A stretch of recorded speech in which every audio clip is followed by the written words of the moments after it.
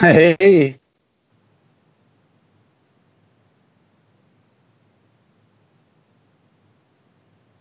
hey, what's up? We are finally, it's taken us 200 episodes to bring this from audio to visuals. So, if you happen to come on in tonight, or you're watching this on a replay, or you're watching this in audio format, thank you. It's been a good ride. Same, same. Welcome, guys. Yeah, I'm not prepared at all. I have a few things already. Rob always comes through. Yeah. Yes. Ooh. Let's start there. Let's get Let's out. start. Let's get it out of the way. Um, yeah, dude, like it's cold. Not, I mean, for you and it's like tomorrow it's going to be worse or it's going to get a little better.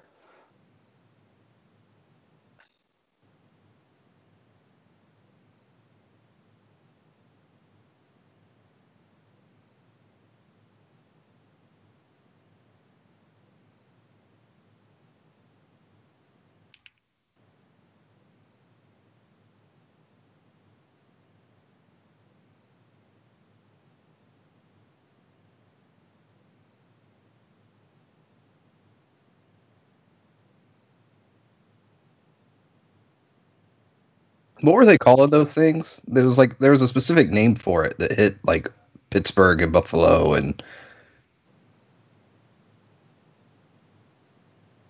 no, it was like a specific thing with the snow. It was like the snow. Apocalypse. There was, damn it. All right. I should have written that down so I would remember. Yeah, there's that. But there's like a specific name for the snowstorms. Now I can't remember it, and now I'm just gonna not be able to find it anywhere, and we're just gonna move on. Chicago seemed to have gotten the worst of it, right? Like something like that. That's Yep, crazy. No, thank you. Like the city should shut down. it did basically. I don't know. I haven't followed anything today.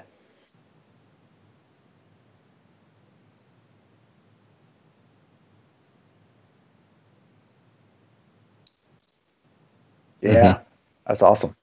In Chicago, they were having to catch the rail lines on fire to keep the trains going. Yeah.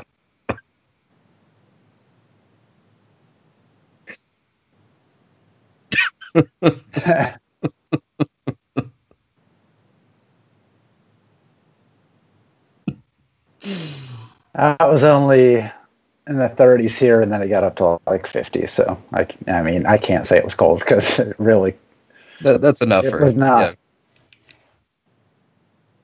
That's yeah. I'm glad it doesn't do that there every year. Otherwise, I mean, right,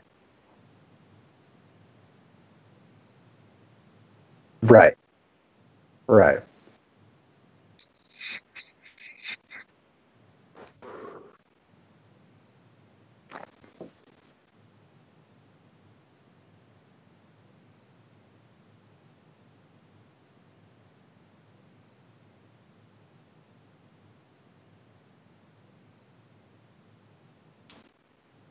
This has happened before Hmm.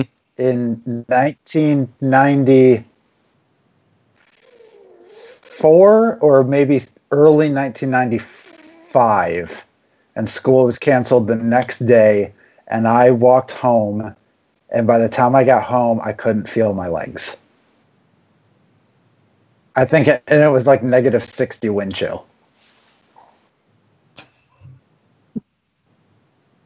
And I walked home uphill both ways. Oh, well, it was uphill, not both ways. Way home. I know, right? So dumb.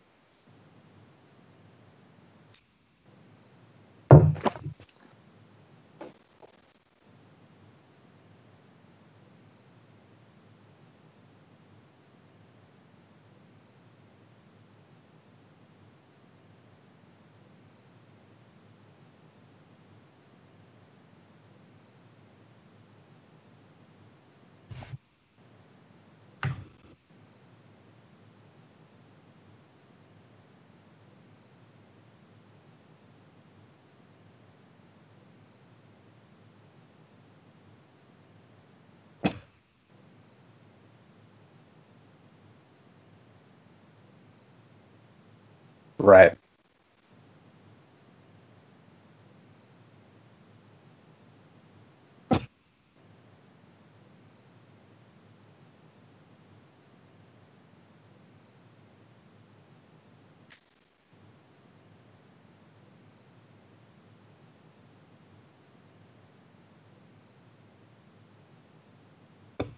Jeez.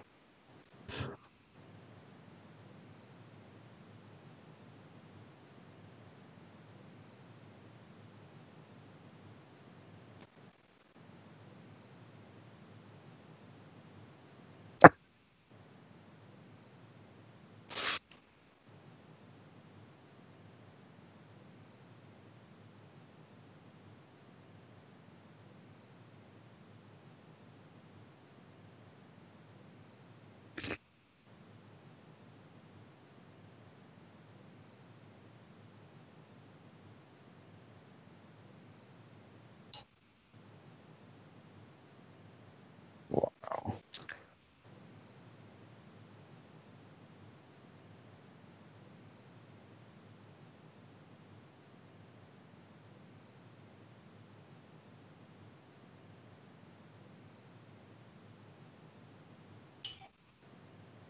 Right.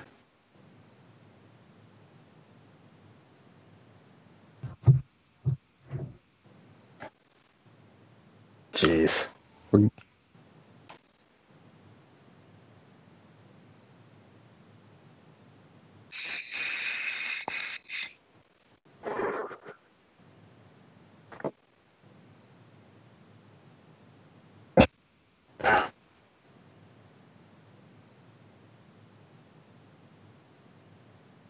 Yeah, that anybody could murder you somehow.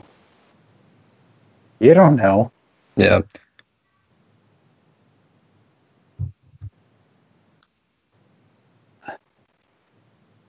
Yeah. There's some reports that you may or may not have audio, Chris.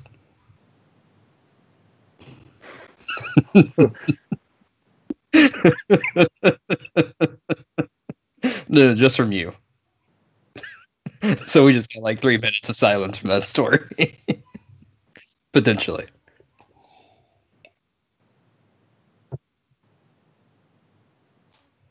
Hmm. Friend of the podcast, Jim, reported it. He's also in the chat.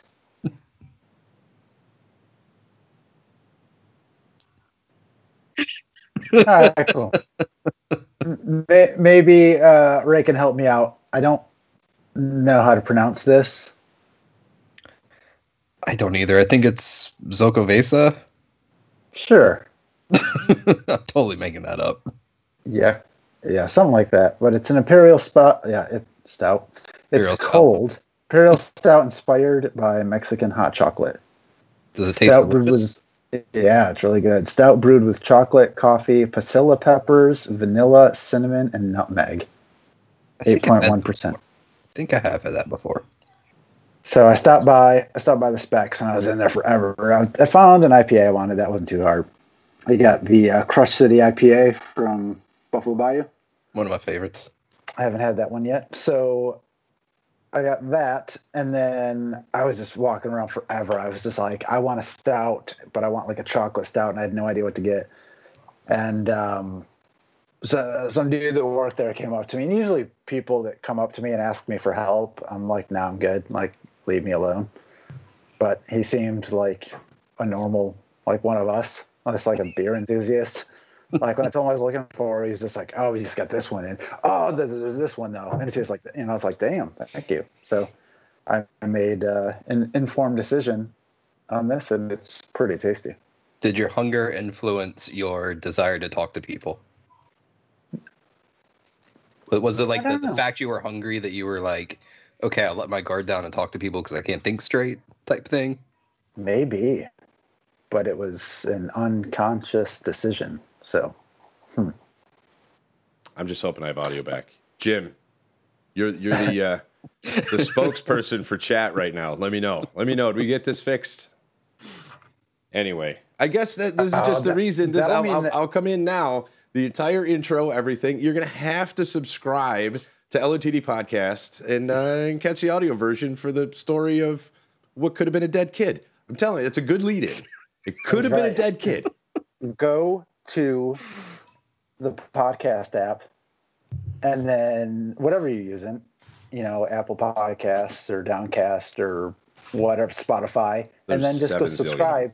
We have 199 other episodes, not just this one you're watching. 199 others that are gold, Jerry. They are gold. And you'll be able to hear all of them. Not just see me acting very animated. And you know that you subscribe to a bunch of podcasts you don't listen to anyway. So what's one more to throw into the mix? Exactly. And there's 200. Just put it on and go. You fall asleep. It's fine. My backup beer, however, is not the Crush City. It's the Houston Haze. Oh yeah, they started doing that in the regular games. Yeah. So I was trying to say local. The Stone. Say what? Yeah. Have you had that one yet? The Houston Haze? This is the last one in my 6-pack. Oh, okay, nice. Yeah. So we allowed to show the label? We're gonna get yelled at? I hope so. Oh shit! I want to go to YouTube jail because it can't be that bad. We might get free beer for promotion. Show more. Maybe. Hold on. I want to know that someone watched this far into the episode. Jim, you don't count.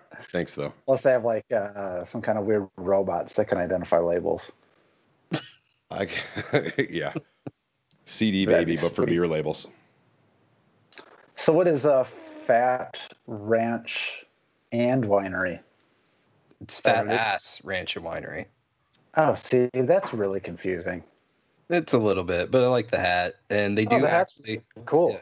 Yeah, they do actually have a donkey on site that you can pet at the winery. Pet. I'm really glad you finished that with pet. I should have paused a little bit more. I should have let the tension build. Could have gone either way there. But it's just kind of like they call themselves a party winery. Like basically they just kind of make fun, easy drinking wines, and they don't take themselves seriously at all. So it's a really fun place to visit. But it was from the Fredericksburg trip. Picked up this hat while we were there, and haven't had too many opportunities to wear it. You got to be kind of careful when you're already a large guy and you wear a hat that says fat on it. You got to make sure you're going to the right places, No, wait, that's like baiting people in, and they're like, "Oh, your hat says fat. What'd you call me?" I don't know the rules for swearing here either. I really should have looked up this stuff. I'm going to get you a T-shirt, all lowercase. It's just going to say PHAT, period. That's going to be the only text in like Times New Roman, like right there. I'm doing it. Birthday's coming out. Design. I can do it. Yep. I'm bringing it back. All right. Did it go anywhere? I don't know. I still use it. That's fat, bro. See? It's fat. Rolled off my tongue. Yeah. I'm still behind. Cool. I got to catch up on all that stuff. I attempted to use, and it's old now. I attempted to use Dank the other day. It just didn't feel right. I'm like, I will never do that again. People use that all the time still. Yeah, it didn't feel right. There's certain things I can't say. The only word I've really adopted that I like to use is banger, because I'm supporting Banger TV when I say it. That's what I mean. That's really that's how you justify it. I like to call good songs bangers. I will use fam if I'm like sarcastically replying to someone who's like trying to troll me. In text, I'll do stuff like that, but like to say it reminds me of that episode of Sports Night where he's like, I can't say baby. Let's go, baby. He's like, I can't. Like, I'm that guy with a lot of this stuff. It has to flow. I still like rad. Rad's pretty rad. So this is a thought I had the other day, because I'm trying to think of who it was. Some artist from like our generation is, and I can't. No. Oh. What? Not that kind of artist. Musical artist from the 90s era there is doing something with some new artist or whatever. And I'm like, oh, come on. Like, Backstreet Boys. Backstreet Boys is doing something with, I don't know, some new popular artist, whatever. And I'm like, I don't even love the Backstreet Boys. I mean, I like them. They're fine. I like their jams. But it's like, weren't they already back again once? Like, how many times can you come back again? They're back again. Mm-hmm. Oh, all right. Tell a friend. Fair. Guess who's back? Guess who's back? Oh wait, that's not him. So I'm like, like that's what you have to do now to be stay relevant is get some like stupid pop artist of today that's got all the fans, all the kids. And I was like, oh, I wonder if that's what real fans of Santana thought when he put out that album with like Michelle Branch and Rob Thomas and stuff on it. Like, was they like, dude, you're like an amazing guitar player and blah, why are you stooping to this level just to make a few bucks? Right. Meanwhile, there's all these kids. You hear this new guitar player, Santana? Right. Like, oh. So I just kind of went, yep, okay, I get it. So you do you, BSB. Yeah, I guess. I mean, you're probably not going to get any of my money, but you might get some. There's more. Take those kids' money. Take those kids' money. I kind of agree with that. We can stand here on the morals and whatever else of like no, they shouldn't do that. They should. You know what? Yeah, it's a cash grab. If there's cash to grab, friggin' grab it. Do it. Their entire career is based off of cash grab music. Why would this type be any different? That's a good point. It's not like they started out as like an independent artist who built their way up through the trials and tribulations of renting their own band, You stand here, you dress like this, you say this word, we'll cut you a check. All right, that's cool. I would imagine, though, that at some point the style of music that they perform live, primarily the dancing, either becomes more difficult or impossible to do, or do they dumb it down? Or so what would all right? You've worked in a lot of shows. What are some of these old like '60s guy groups? Do they still come out and do all the slick moves, or was it just like way lower because they were in like their 60s? It does depend. Like a lot of like the spinners and the four tops and the the stuff like that. I guess that's the doo-wop stuff. I don't know. Like those 4-person groups, and it was always they always dressed to the nines and everything else. For some reason, they can still do all those moves. Now I don't know if they were easy enough then that now a 470-year-olds can do it, or I don't know, but it's all that spin and it's all in perfect unison. But nobody that's that age now really was that wild and running around on stage. You know what I mean? There was no I don't know. Steve Harris is still running around. But they tour like once every 6 years. Yeah. Yeah. I was gonna take this into the next topic here. Tom Brady's still moving around all right. I know. Is he? I don't know. I think, and we may have talked about this before. Like, even Peyton Manning already showed that you don't need to even be able to, throw the ball down the field. If you understand the defense and understand what they're going to give you, you just take it. Yeah. And that's how you win games. Like you're able to just. He played the game for so long and knew the game so well. He'd just be like, "Oh yeah, I've seen that before. That's this. I'm going to do this." Yeah, but that didn't work for Tony Romo. Dump off play. Well, Tony Romo was. I don't know. I don't know if he, how much he knew then, how much he did in preparation for his new role. You think maybe he developed that afterward? I mean, I'm sure he had quite a bit of it, but maybe But you also got to think the coaches that were in place. I mean, did Jason Garrett ever respect Tony Romo enough to let him call out of plays or do things like? Because Belichick and whoever Peyton's coaches were, they let them basically do whatever, call audibles wherever, and tell people to do whatever. So was Tony given the freedom to tell Dez, "Hey, you need to do this instead of that"? Maybe he was under the thumb a little bit. Possibly. It's a good theory. I like that theory. Could have been under the thumb of Jerry Jones for all we know. I mean, Jerry Jones would probably really call all the plays from the booth, and that's why he keeps Jason Garrett around. Exactly. That guy. Yeah. I heard that there are 2 Buffalo Bills that are going to be in a Super Bowl commercial, or former Buffalo Bills. Really? There's an article about that. I'm like, there's going to be 2 former Buffalo Bills that are actually in the Super Bowl. No, 3.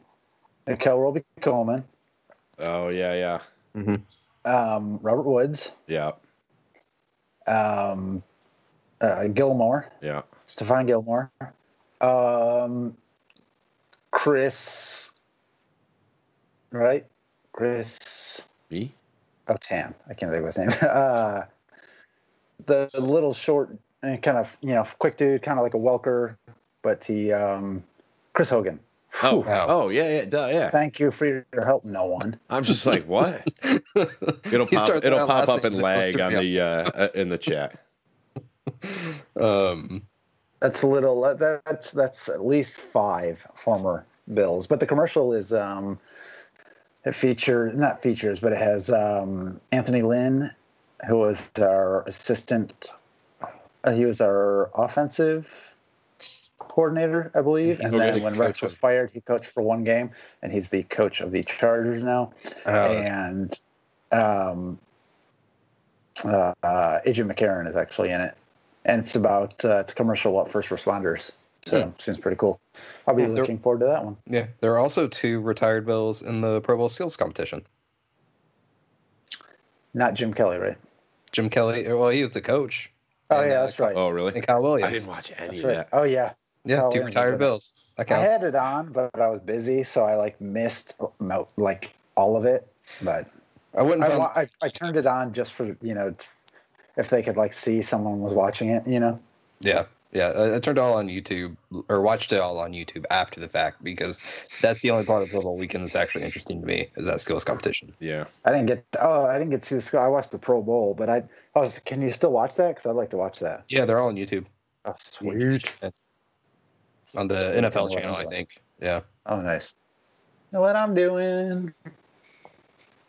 So, I watched the Fire Festival documentary last night. Was that not amazing? I did not know any of that. Because I couldn't remember. I thought that we had briefly talked about it, existing.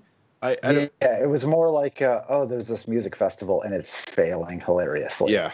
That was the extent of what I knew. And I was like, all right, great. Not all of this was going on. Yeah. Well, what really got me, I mean, again, go watch it. Anybody that hasn't seen it, go watch the Netflix one, because the Hulu one was not as good. So I watched that one too. Hulu put one out at the same time. I don't know. But the one on Netflix, it kind of had me feeling sorry for, now I can't remember his name, the main dude, Billy or whatever. No. Up until the end, really sold me when it's like, oh, look, he's now suckering other people in to do this on purpose again. Yep. Yeah. So at that point, you're just a dirtbag, dude. Yeah. What you're doing. Right. It wasn't a, oops, I got in over my head and stuff got out of hand and whatever else. It was, now it's malicious. But yeah, and there's just so many questionable things with it.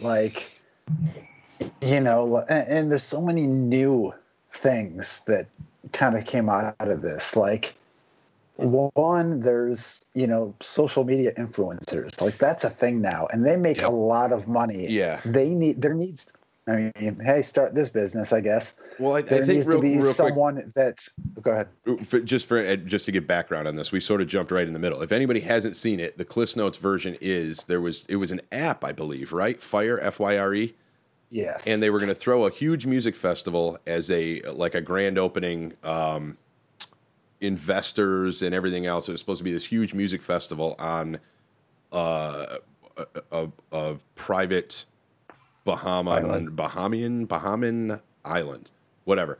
So he gets a bunch of investors and takes a bunch of their money, apparently buys this island, or says he buys this island. They go out, they shoot a bunch of commercials. They've got a bunch of models out there. The models are hired to be the Instagram influencers, like you're saying, to just hype the hell out of this thing. And Ja Rule is a partner or involved in this somehow. I don't know. So anyway, they start building this, what's supposed to be this huge festival, $250,000 tickets kind of thing. And it's we'll put you up on a private cabana and blah, blah, blah, all this other stuff. None of this exists. So many questions. These cabanas that they're selling for a weekend didn't exist. The island that they were going to host it on, that they apparently bought, they said, okay, the one thing you can't mention is that this used to be owned by Pablo Escobar. The very first thing in the commercial, the splash screen, Pablo Escobar's island. Like, oh, dude, okay.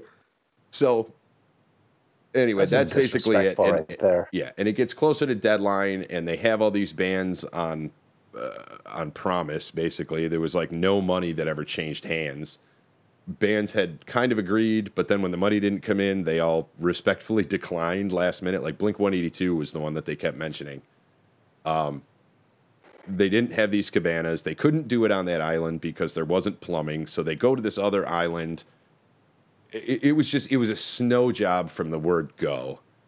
There's so many questions. Yeah. So anyway, that's the Cliff's Notes version. It's like the festival that never could have happened, but people lost thousands and thousands of dollars on these private tickets. And people still traveled there too. Oh, yeah. People traveled there and got stranded. Right, because they didn't know until they got there, and they're like, what is this?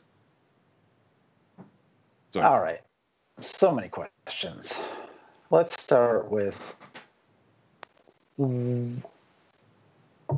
why would you even book a festival on an island with no power and no, like, sanitation? Because your dreams are bigger than your brains, and they kept saying it. Well, we'll figure it out.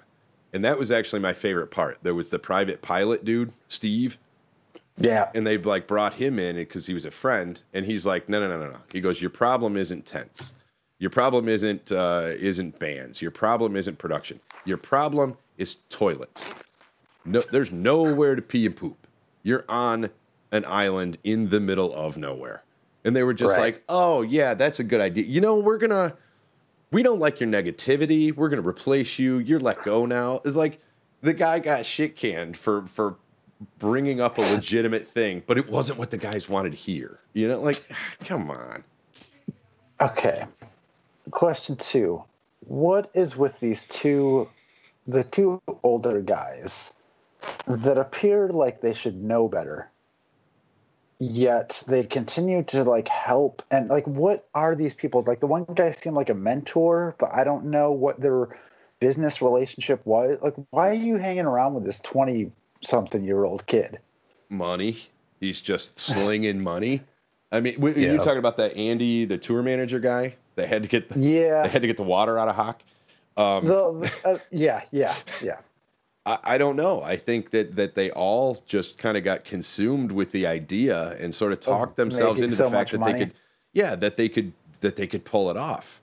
And the one Andy guy was saying, he's like an event coordinator or something. I don't remember exactly what his thing was.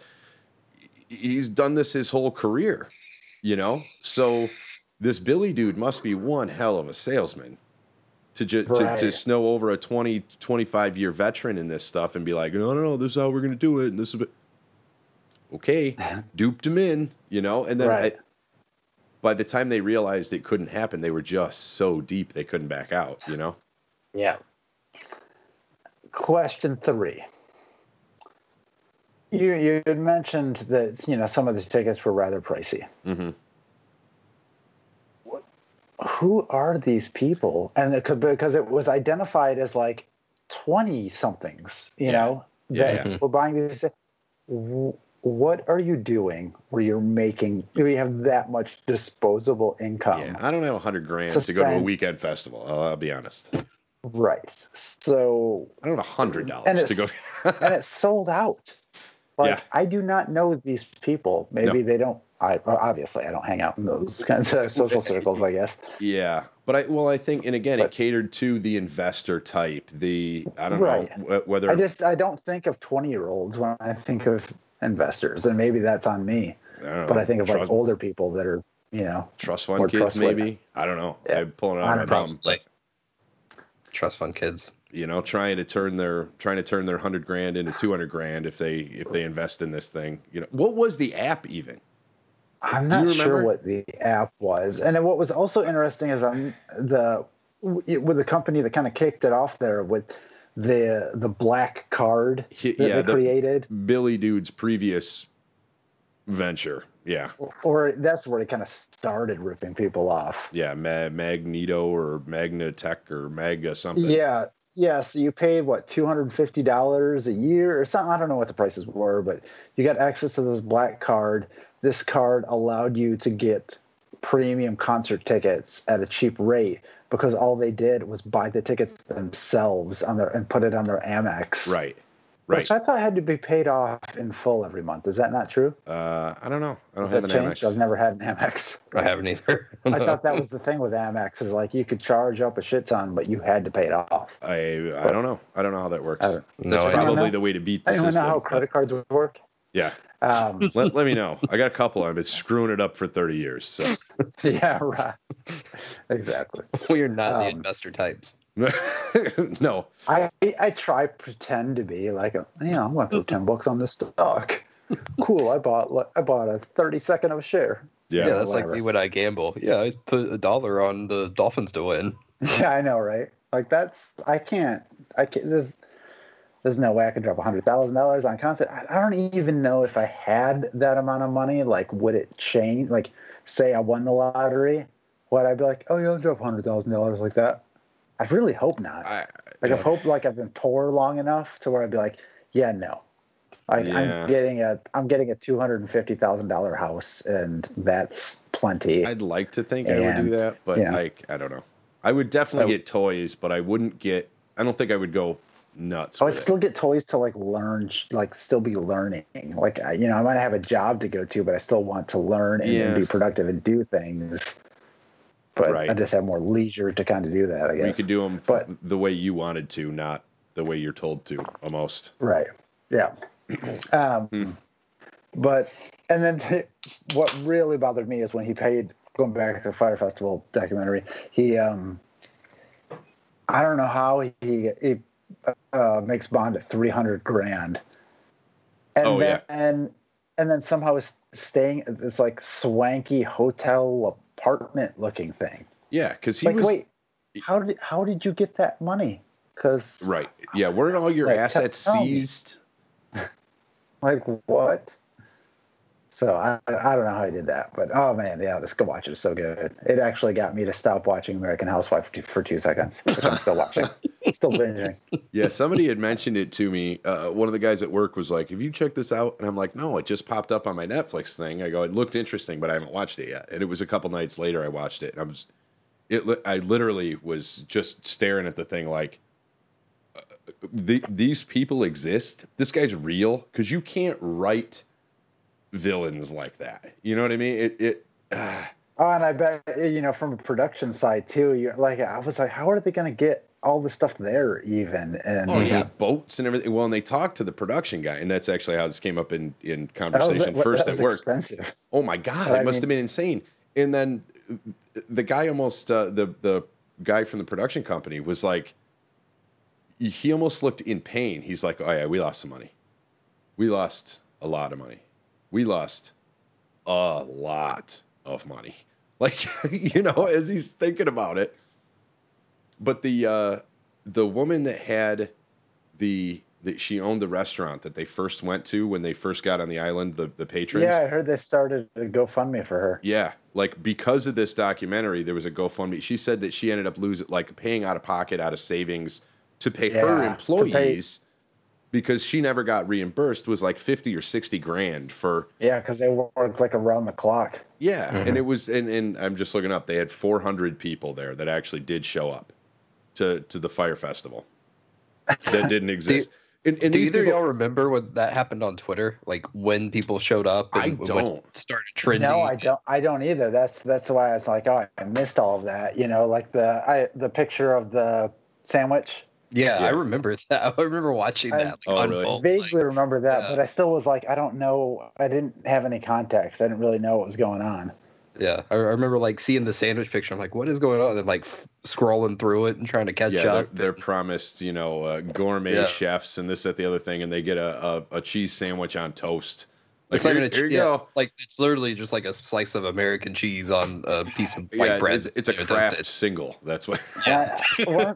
Weren't there a lot of people really kind of mocking the millennials? Like that's kind of that's what you get for Yep. Yeah, but I wouldn't wish that on anybody. They simply No. got duped, and that is a testament to Billy McFarland, I guess is the guy's name.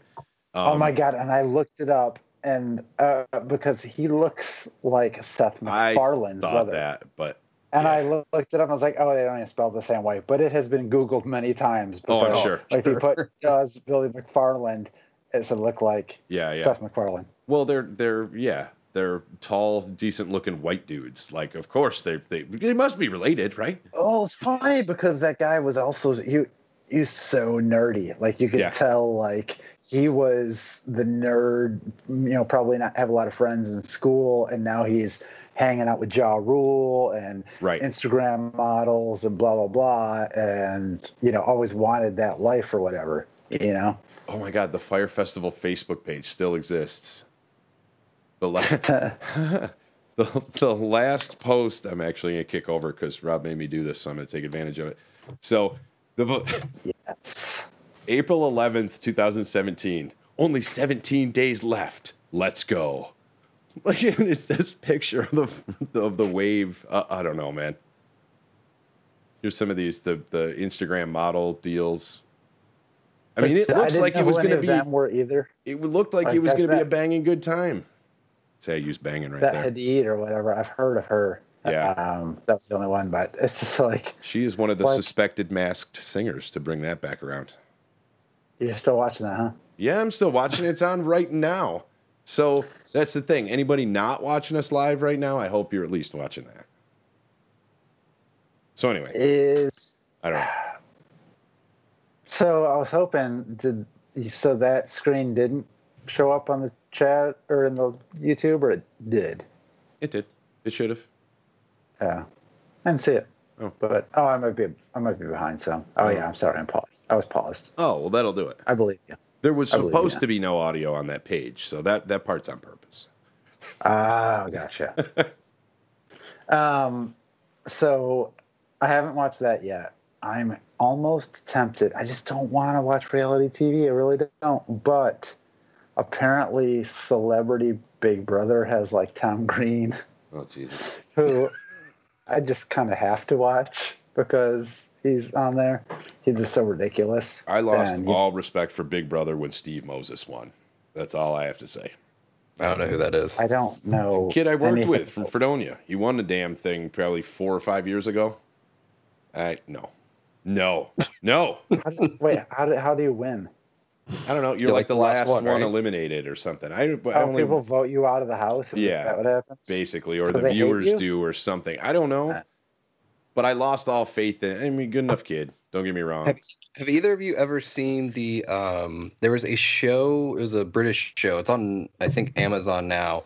It was about like Big Brother thing, but zombies invaded while they were locked in the house. That sounds amazing.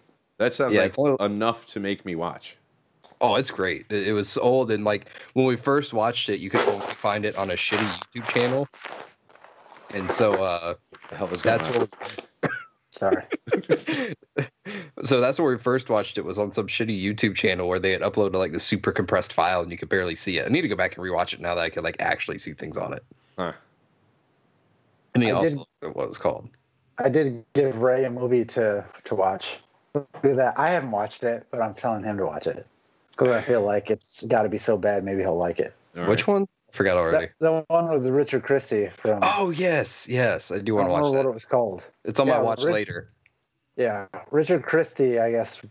Did you write it or act in it? I think like all of the above. Yeah. Huh. I don't think I've heard of it either. The before we get too far into that, the show is called Dead Set. Dead Set. Okay. That's I think it's somewhere later. Watch later. It is how many things do I have on my watch later? Richard Christie's Leaving Grunion County. It is an hour and 49 minutes on YouTube. It's on YouTube in its entirety. I think it's on his channel. Even better. It's on the channel to the name of Richard Christie. I mean, come on, you that's a lot of work, man. Like that is. I really to make a movie, like I couldn't imagine. Yeah. So one of the this intro was hard enough. I don't know. Yeah, Right? Yeah. one of the intro title slides says, "If you are offended by such things as drinking and driving, swearing, or excessive masturbating, this film may not be for you." I'm sold, dude. I don't know. Do not blame us if you decide to commit any of these acts. After all, this is only a movie and should not be taken seriously. Thank you. It's a hell of a disclaimer. It really is. So I watched the Death doc.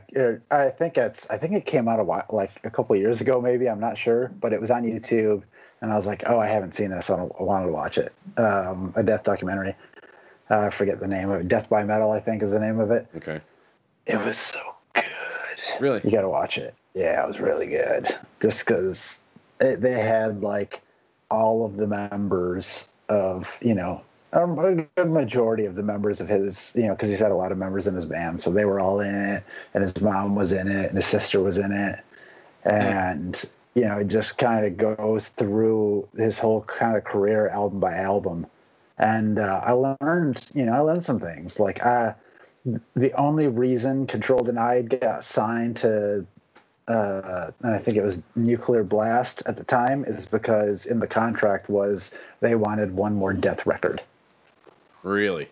So that's why Sound of Perseverance was even released, because he was pretty much done with, like, he really wanted to distance himself from death metal. Like, I don't think he liked the name Death.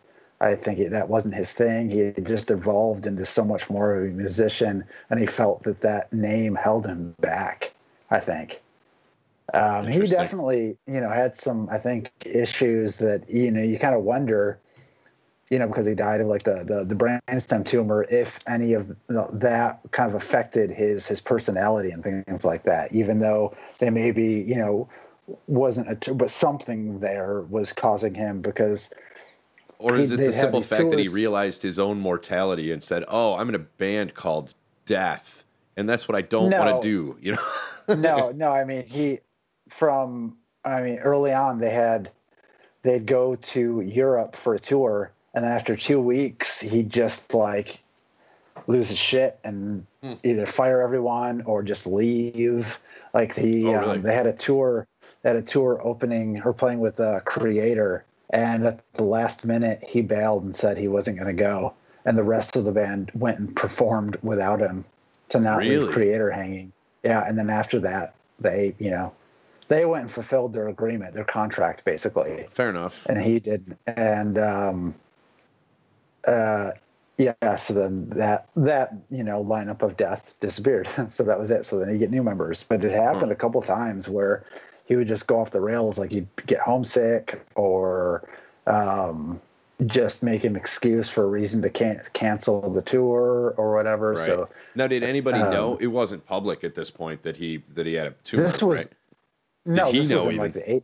This was in like the 80s. Oh. Yeah. Like late 80s, early 90s, like those tours. Okay.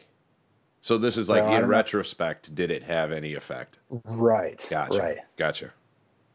So it was just, it's kind of cool hearing the interviews from everybody, and hearing the one thing I liked was, Andy LaRocque is on Individual Thought Patterns. Right. Andy LaRocque is, King Diamond's guitar player, and he's fucking amazing. And all of his solos, he has a very distinct style. And a very distinct bubblegum pink guitar. So that's right. So if you love King Diamond and then you go listen to Individual Thought Patterns, it's like progressive death metal with King Diamond solos. It's amazing. Like if you listen to it, they are King Diamond solos. And I guess when he was sending Andy the tracks, he was only sending him the part where he would solo over. So Andy had no context of what the song sounded like. Wow. He didn't want to let him have the entire song for, he wanted to control it for whatever reason. That's interesting. Because the solo, I don't know, I can't solo for shit, but don't you want it to be in the vein along with the, wouldn't the entire song help you as a musician? I think so. I would think so too. Absolutely. Isn't it kind of like if like a director was given like, this is the scene you're directing the battle scene for in the middle of this episode of Game of Thrones with no context of what went on outside of it? Right. Yeah, kind of. I think so. Huh. So Andy LaRock shows up and he's like, well, I didn't write anything because you gave me like, a minute of a track. Yeah. So, and they're all like, oh my God, this is going to be a disaster. Like like this guy didn't prepare anything. And he's like, don't worry. Don't worry. And then just like started and ripped off the solo, and they were like, oh my God. and then he's like, oh, well, let's redo it again because I can do it better. And they're like, yeah, hold on to that first one. Yeah. So he would do it, and he'd write the solo, and he'd be like, okay, let's do it again. And he was just basically improvising. Sure. But then he'd then do harmonies on his first solo. Okay. Without it being like, oh yeah, run through again, and then do some sick harmony. If you go back and you listen to that album, it is super easy to identify his solos. Huh. And that album is so. I wish the production were a little better. I wish the production of Individual Thought Patterns was as good as Symbolic, because I think I like the songs on Individual Thought Patterns just a little more than I do Symbolic, which it's neck and neck. It's a couple degrees more, but Symbolic, just the production on that is so much more crisp. It's a great album. That I always go to that album. I don't listen to Individual Thought Patterns as much, but those King Diamond solos are so good. So go back and check that out. Check out the documentary. It's on YouTube for free. It was really good if you're into metal. I'd be down with that. I went back and started listening to all their albums in their entirety. And it's just cool because there's such an evolution between each one. Likely, because he had different musicians, but too because he was just growing, so much. And I also found this interview that some like metal zine had done in 1987 with Chuck. The person interviewing him sounds like a kid. Like it's like sounds like a child. It's so weird. And Scream Bloody Gore hadn't even come out yet. And this guy's interviewing Chuck and asking him like, "Oh yeah, so I talked to so and so." And he's like, "Oh yeah, you know what? Yeah, he's cool." It was like they knew each other somehow. It was really weird, but it was a really cool 14-minute conversation just for this kid is asking him questions and knows a lot about the metal scene of the. Maybe he invited him to Career Day. This is my buddy Chuck. I brought him for show and tell. Really cool. So a couple other things from that documentary, and we can move on. One, Chuck was in a supergroup in the mid-90s called Voodoo Cult, and there's an album on YouTube that you could stream. It's like him, Millie Petroza, Dave Lombardo from Slayer. Really? Yeah. So, and then there's a second album, and Chuck's not on that one, but Jim Martin, the original Faith No More guitar player, is on. So I found that. So that's cool. I'd never even heard of that. It's really good. Rob showed it to me. It's legit. It's like a super group before there were metal super groups. It's interesting. It's very 90s. Okay. Yeah. I'll give it that. So then there's, I think his name's Shannon Hamm. I think he was the lead guitar player on Sound of Perseverance. Okay. Well, name sounds familiar. I was watching, I don't know if it was that documentary or something else. I think it was something else. And they had said that he had, kind of hung out or knew Dimebag Darrell from his times of being a musician in Houston. And I was like, what? So I look him up, and he was in a band called Metal Storm from like the mid 80s to like early 90s. 4 demos, never signed. Really? I go to YouTube. I'm like, I need to hear these demos. I want to hear of this band, Metal Storm. I happen to find an entire live set from this venue called Backstage, I guess, in Houston that I'm pretty sure it doesn't exist now because I've never heard of it. And it was only uploaded like 2 weeks ago. There's nothing else from this band, but this was uploaded 2 weeks ago. An entire live show from like 94, I think, that looks and sounds pretty good. It's amazing. So now my mission is to track down at least one of the 4 demos that Metal Storm released. And I feel like I can do it. And here's why. And here are the reasons in no particular order. Oh. 1, hello, I am in Houston.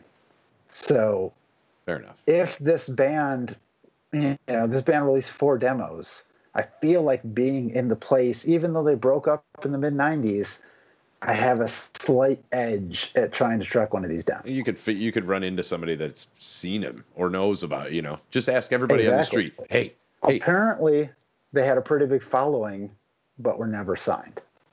Okay. So someone's got to have, I'll find a way to go into some old record stores or whatever and ask some people. I have that option. Yeah. 2, I don't know that some of the members don't still live here. I might try and find you on Twitter. I mean, I know my old band still has hundreds of demos laying around. Maybe you do too. And maybe reaching out to a person that says, oh yeah, your unsigned band that you did for 8 years, like 30 years ago. I really want to hear that. Yeah. Can I get a copy of that you have 400 of them in your garage still?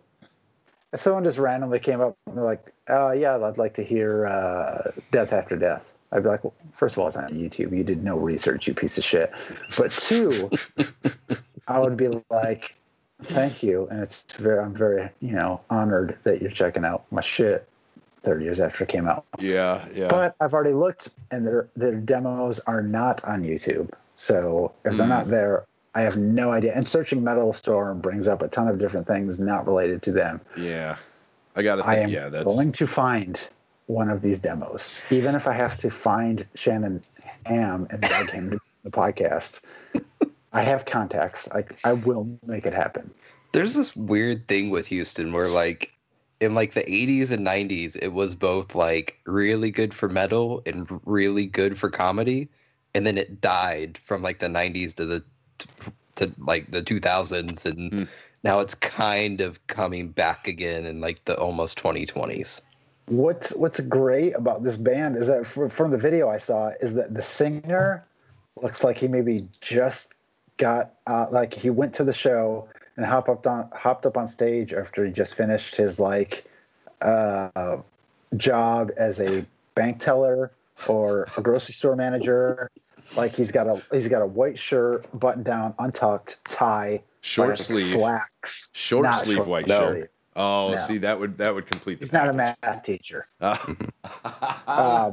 He could also pose as an Axl Rose impersonator. Oh, he kind of reminds me of that picture that I have, and maybe you remember, of Chris Lee in his tux, like playing your keyboard. Yeah, it was the Meatloaf. Yeah, he's kind of got or that Meatloaf. Yeah. He's like if Axl Rose the Meatloaf had a child. Jesus, I may have that picture maybe in the room somewhere. I'm not going to go digging through the bag of photos, but yeah, I know exactly the photo you're talking about. But, some of those photos you don't want on a live stream. Right. No, I'd put that one out there.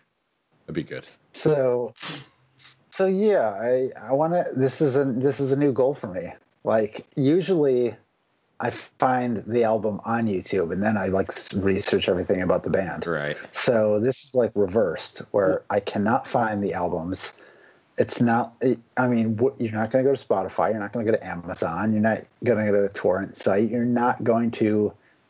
It's going to take some work. I'm going to go sleuthing. Is that the right term? Sure. It's more old school. That's the thing. This is a 90s. This is a 90s treasure hunt for an album at this point.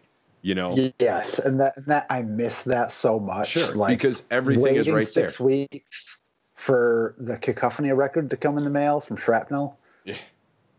Because you somehow learned that Marty Friedman was in other bands before Megadeth, and this was one of them, and you have no idea what it could sound like, but this album is called Speed Metal Symphony, so you feel like you have to hear it, and there's no way to even hear a sample of what it could possibly sound like. So you save up your money and then do a mail order and mail a check to Shrapnel Records and then wait 6 weeks for them to send it to you. Or it's like, I can't get this at my local The Wall. I can't get this at, whatever, National Record Mart. Let's drive an hour to the used disco round. Nope, they don't have it. Let's drive another 2 hours to the big mall out in Menor, Ohio. No. It's that kind of, I'm getting that vibe at least anyway, where it's a true treasure hunt, and you gotta put some elbow grease into it. That's cool, I actually. want to hear it now. The only other album, and I probably could get access to this, I would have to reach out to Chris Lee, as I believe he had a friend or relative named Nelson that was in a band in or around New York City that I thought was maybe called Witching Hour, but I've looked and I can't find it, and I need to just ask him because he had a demo from them that I thought was really good. This is really, I mean, talk about going back to winning the lottery. I would spend my money traveling the United States, and I've mentioned this before, looking for those bands, the bands that put out stellar work. They were, and for whatever reason, didn't make it anywhere. Like, not that they were on a small label, but like, no, they just didn't get signed. Like the desecrators out there, you know, that were maybe burdened by a small town or whatever it may be, but you still put out more really, to the point, no money. That's exactly. Yeah, exactly. Being poor, you know, like those bands were still out there writing, performing, and making music. And I don't want that to just disappear. Yeah. And I want to help preserve it, but I want to find it first. I know it's out there. I mean, Christ, I just found out about a band in the town I'm living in, you know, and right. I didn't know it existed. With some pretty big ties, you know, that's the... Yeah. So that's pretty good. That sounds fun. That is my dream scenario of what I would do if I won the lottery. Sorry, jumping around. Unrelated, I do have to ask real quick. Did you purposely put the stormtrooper behind you as you wear the TIE Fighter tuxedo shirt, or was that accidental? No, accidental. The yeah, you can't see it on the thing anyway. They're kind of back there. The stormtrooper helmet is it came with popcorn in it when we went and saw Rogue One or something like that. The other one is a Lego stormtrooper alarm clock. And they've been hanging out there for, I don't know, quite some time. And then I wanted to class it up a little bit. See what the I didn't see the full glory of the tuxedo shirt. Yeah, that's much better. The bow tie is the TIE Fighter. The little boutonniere is the Imperial symbol, and the tux part itself is the Death Star trench. That's pretty great. Yeah. Can you see what is behind me? Light Bright. I see a classic Light Bright. And an Easy Bake Oven from 1997. Nice. It's pretty good. Thank you. What do you got behind you? If that's a game we're playing, what do you got?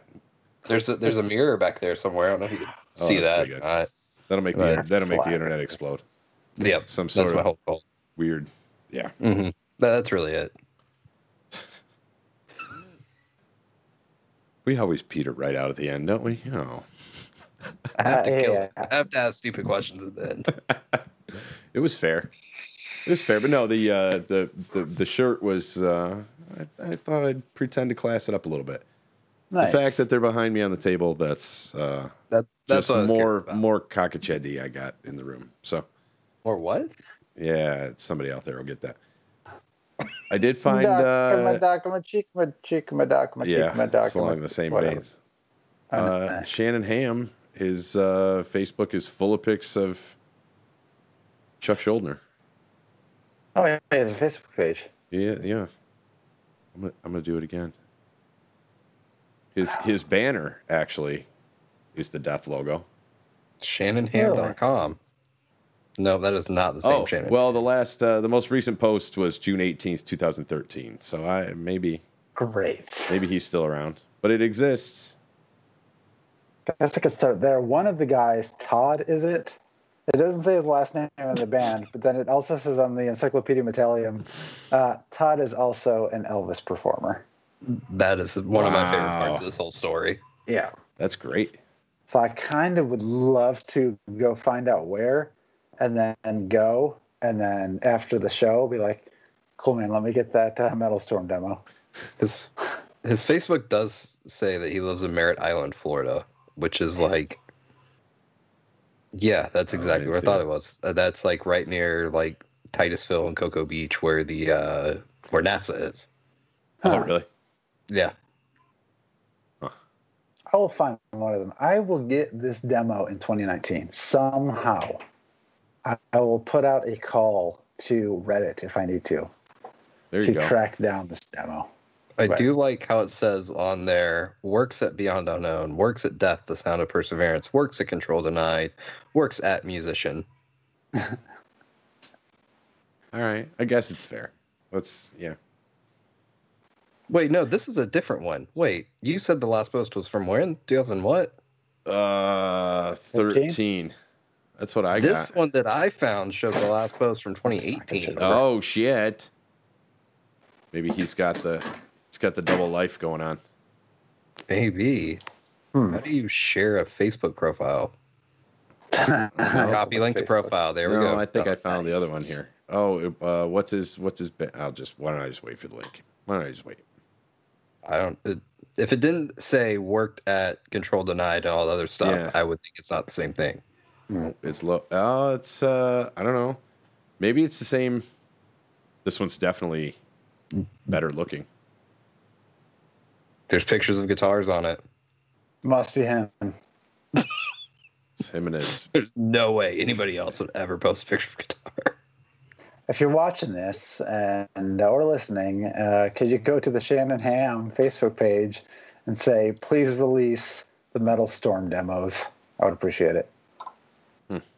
So also tell them LOTD podcast sent you, so we can get them. Many people have commented on here, thanks for the ad, long live death, things like that, and he likes the post. So either it is somebody who has created a profile to make it look like either they're fire festivaling you, right, or it's actually him. Oh wait, I'm not going to pay $250,000 for this demo, but I will listen to it for free. Yeah, I don't think they can charge more than it cost them to put the thing out, because it was probably a $400 demo. We know that very well. Yeah, there's a mixture of UFO disclosure videos and gun pictures posted on his profile. Oh man, I like this guy now. Lost me at gun. He's a UFO. He's a UFO guy, though. I'm down with that. Yep, he's a UFO guy. All right. Well, should we wrap this? You got one more? One more thing. All right. One more thing. So, I am in the process of slowly putting together. So you remember that this whole episode's been like, oh, remember these days when it was cool? That's what we do. We've had 200 episodes where we've done that. It's fine. I know, right? Shannon Ham and I have one mutual friend. Hold on. Who is it? Oh, of course. It's a singer from Control Denied. Oh. He's my friend. Oh, he might accept my friend request because I'm friend. Oh, this might work. Okay. Remember the 80s and 90s when times were good. I always really enjoyed the almost like floor to ceiling stereo systems by like Sony. Yeah. Or whomever, where you had the dual cassette deck, you had the CD player, you had the record player. Yeah, everything was modular. Everything was modular. You had the pop, whatever controlled it, the receiver, I guess. Was it? Yeah, and then the amp for the speakers, receiver. Yeah. I loved those as a child. I never had one really. Okay. That was any good, if I had one at all. And I've, always wanted to have that still, even though, everything's streaming. Yeah. So I am slowly working my way towards building it myself. All right. That's not bad, though. You can still find that stuff out there. I bought the Sony CD player for $5 at a yard sale. Nice. Today for $5, I just won the Sony Sony dual cassette deck. Oh, wow. That will go with that. So I know Sony has a record player. I know they have a receiver. So I'm going to get all of them. Right. But I just got my second piece today for $5. I had that set up for a little while. Remember that? I had that RCA receiver, which I actually still have, and I need to take a baseball bat to. I mean, even if you had all of those, all you need to do is, I mean, you could get a decent. I don't need to get retro speakers. I could get some, new speakers that are new. Yeah, and match then them up and you're done. Everything else should sound good. You don't need those big 4-foot EV eliminator knockoffs like I used to have in my living room. Remember those things? They're still in the garage. But I just want some slick looking, like the black, cover, just the wood and the wood on the outside. Just some nice. I'll find those eventually, but I was just really stoked to get that today for $5. Like, that's awesome. That's a good. So, I still have. Next, I'm on the hunt. Like, I'm not even reselling these. Like, these are my. Like, I'm also shopping for myself, which is awesome. I mean, I don't want stuff, but this is just something I've always wanted, and now that I'm like searching for it and building it piece by piece, it even like makes it a little more, special. I think. Well, I had some of that old stuff back in here for a little while. I've still got, I've got my Kenwood 5-disc carousel CD player, which I'm looking at it. I do have a realistic double tape deck, but that shit the bed maybe 2 years ago. And I don't know why I had it out 2 years ago, but I had it out 2 years ago. The receiver's about to die, and that's kind of what I had. But a lot of that stuff lives a long time. My dad still has the old gold-faced Pioneer with the blue radio dial on it. That's like circa 1971. That thing's still kicking in his house. So, you get the old school stuff, man, it'll last. They're good quality. Yeah, they were built well, you know, by myself. So I'm I didn't know it was going to be, Sony. I'm going with Sony. I think that's what the two pieces I've got. It's probably your best bet to find them too. And their design, I like the design, the 90s design of them. Mm-hmm. So, to get the dual cassette deck today, I was like, yes. Yeah. Like, got the CD player. I need the receiver or amplifier or whatever. Right. And then I need to get the record player. And then done. I will be rocking like that. Nice. Thank you. That's it. That was my last story. Nope, that's good. I guess, is anybody still here? Maybe. Jim's still here? He went to bed already, I'm sure. But anybody that did pop in that's not hearing us now, thanks for checking us out for real live. And you probably didn't check it out live, but you'll check it out later, and you'll see us, and we're handsome, just like you assumed, based on the sound of our voice. So you will go subscribe to the podcast using your favorite podcast app, and then you'll come back to our YouTube channel, and you'll subscribe, because we only have 19 subscribers, and we need a lot more. And you will also smash the bell so you get notified, so that you won't miss it next time when you watch us, and you can hang out and ask us questions, and we'd interact with you, and you'd be like, oh my God, these guys are interacting with me. That's amazing. They're my heroes. And then your life will be complete later. I don't think you took a breath that whole time. Anyway, all right. Bye-bye, mailbox. We can wave and they can see us. Bye. Bye. John's asleep. Bye.